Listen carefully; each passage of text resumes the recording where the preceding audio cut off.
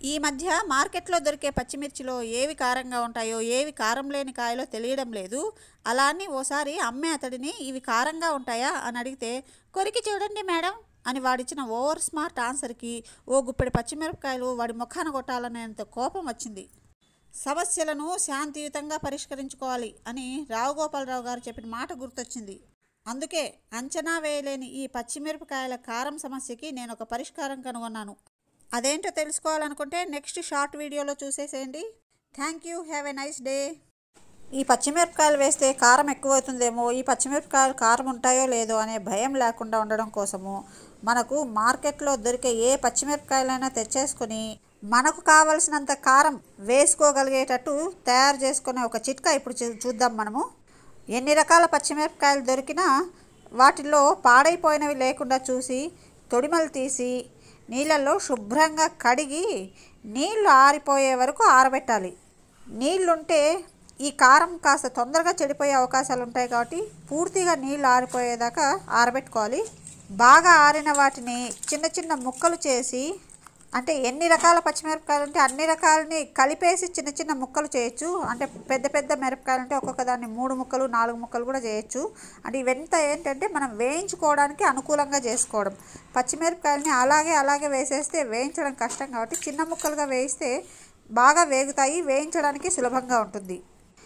ఈ ముక్కలకు కొంచెం ఎక్కువే నూనె వేసి ఈ నూనెలో వేయించుకోవాలి.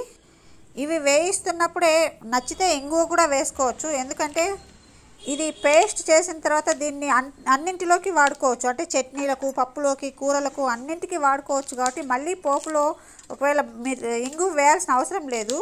పోపు వేయకపోయినా ఇంగువ ఉంటుంది కాబట్టి పోపుని రీప్లేస్ చేస్తుంది. కాబట్టి వేయించేటప్పుడే ఇంగువ కూడా వేసి వేయించేసేయండి. బాగా వేగిన తర్వాత వీటిని చల్లారనిచ్చి కొంచెం ఉప్పు వేసి మిక్సీలో మరీ నున్నగా కాకుండా 80% నున్నగా మాత్రమే వేయాలి. ఎందుకంటే మరీ నున్నగా పేస్ట్ లాగా చేసేస్తే కూరల్లోకి అంత బాగోదు. కాస్త కచ్చా పచ్చాగా ఉంటేనే బాగుంటుంది. ఉప్పు వేసేటప్పుడు జాగ్రత్తగా ఉండండి. ఇలా ఉన్న లైట్ గ్రీన్ పచ్చిమిరపకాయలు ఉన్నాయి చూసారా, ఇవి చాలా బాగుంటాయి. మీడియం కారంతో ఉంటాయి. వేయించేటప్పుడు కూడా మంచి అరోమాను కలిగి ఉంటాయి. కూరలకు మంచి టేస్ట్ కూడా ఉంటుంది. ఈ కాయల దగ్గర మోసపోయే అంత అవకాశం ఉండదు ఎక్కువగా.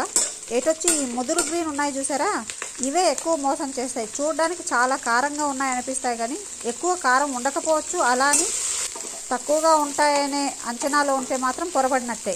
ఇలాంటప్పుడే అడుగు ఆచితూచి వేయాలి. 4 రోజుల వరకు చెడిపోకుండా టేస్ట్లో కూడా ఏమాత్రం తేడా రాకుండా ఉంటుంది. ఫ్రిడ్జ్లో నిల్వ చేసుకున్న వాళ్ళు దీన్ని దాదాపు వారం 10 రోజుల వరకు కూడా నిర్భయంగా వాడుకోవచ్చు.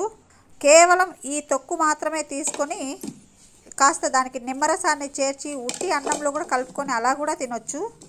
ఏది ఏమైనా పచ్చిమిరపకాయలని ఈ రకంగా వేయించి నిల్వ చేసి పెట్టుకోవడం వల్ల కారంకి ఎక్కువ తక్కువకు భయపడాల్సిన పని లేదు. రకరకాల వాడకాలకు కూడా సులభంగా మనకు అందుబాటులో ఉంటుంది. ఉదయము ఫాస్ట్గా వెళ్ళిపోవాలి, ఫాస్ట్గా కుకింగ్ చేయాలి అనుకునే వాళ్ళకు ఇది చాలా హెల్ప్ఫుల్గా ఉంటుంది. ఒకసారి ప్రయత్నించి చూడండి. ఇది మీకు నిజంగా నచ్చింది, ఇది నిజంగా సహాయకారిగా ఉంది అనిపిస్తే మన ఛానల్ని సబ్స్క్రైబ్ చేసుకోండి. ఈ వీడియోని లైక్ చేయండి. నచ్చి ఉంటే మీ వాళ్ళకి షేర్ చేయండి. మీకు ఇంకా ఏదైనా అనిపిస్తే మీ అభిప్రాయాన్ని కామెంట్ రూపంలో షేర్ చేసుకోండి. మళ్ళీ మంచి చిట్కాలతో మరొక వీడియోలో కలుద్దాం. Thank you, have a nice day.